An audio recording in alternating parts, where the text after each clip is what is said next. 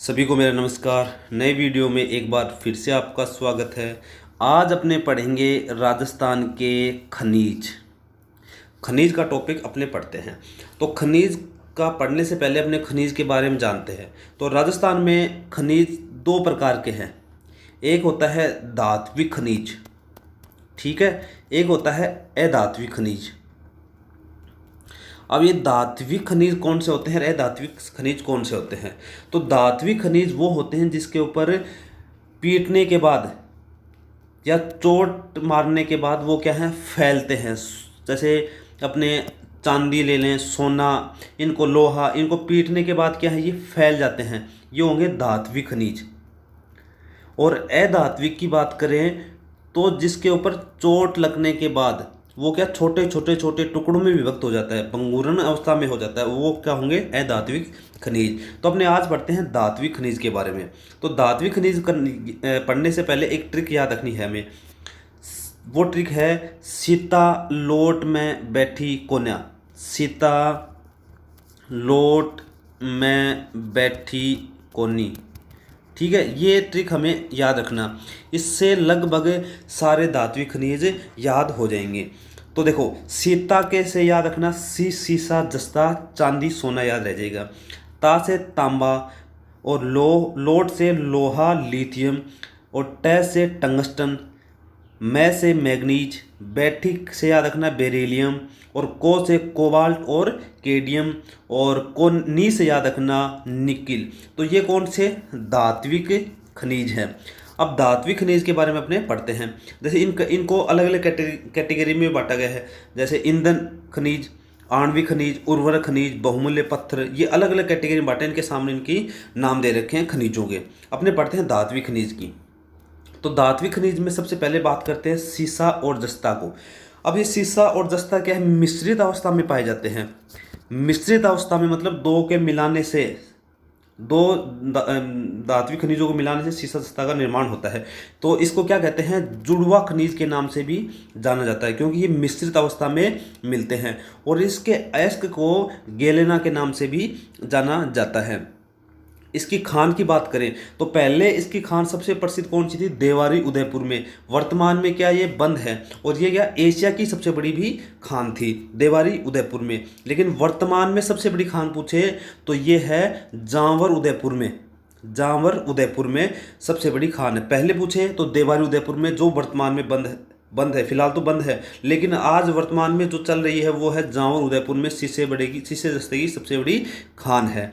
Hindustan zinc limited नामक कारखाना देबारी उदयपुर में 1965 में खोला गया।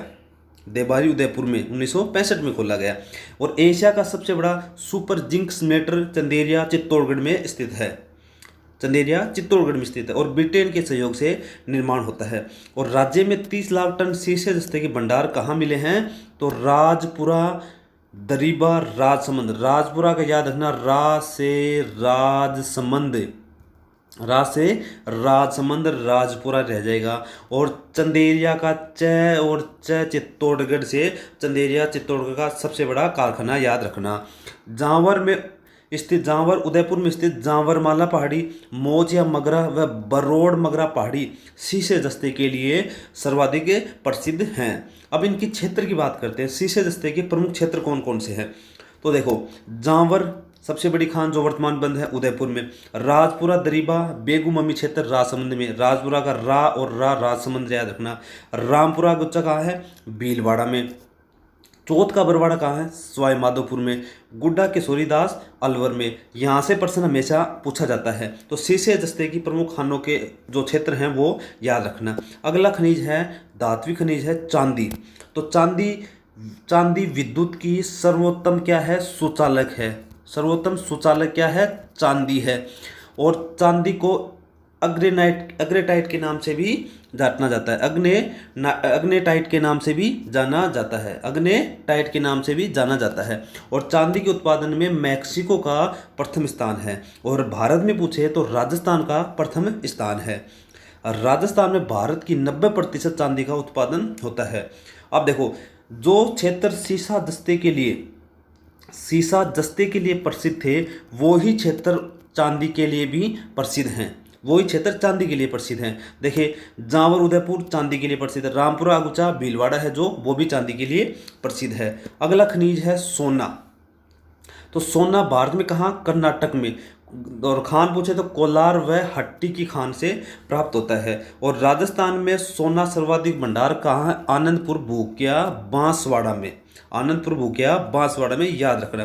देखो सोना मिलने से आनंद ही आनंद मिलता है, सोना मिलने से आनंद ही आनंद मिलता है। तो सोना आनंदपुर भूकिया बांसवाड़ा में सर्वाधिक भंडार है। और सोना दोहन का कार्य कहाँ किया जा रहा है, तो जगतपुरा बांसवाड़ा में किया जा रहा है। देखो सोना की दो तरीके हैं याद करने की। तो सोना मिलने से क्या होता है, आनंद ही आनंद आता है, आनंद ही आनंद, क्योंकि सोना महंगा ही इतना है। और सोना को लेने के लिए पूरा जगत पीछे है, सोना मतलब पूरे जगत को अच्छा लगता है। तो जगतपुर बांसवाड़ा में सोना का दोहन का कार्य किया जा रहा है।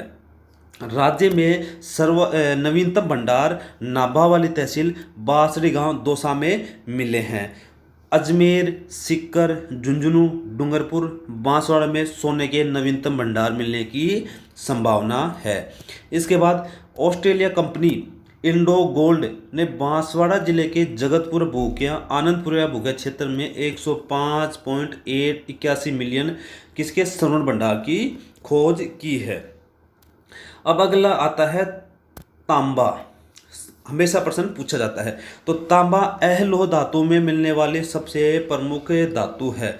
प्राचीन काल में आहड़ उदयपुर को ताम्र नगरी के नाम से भी जाना जाता है। वर्तमान में खेतरी झुंझुनू ताम्र नगरी के नाम से भी जानी जाती है। गणेश्वर सभ्यता जो सीकर की है, ताम्र नगरी सभ्यता की जननी कहा जाता है।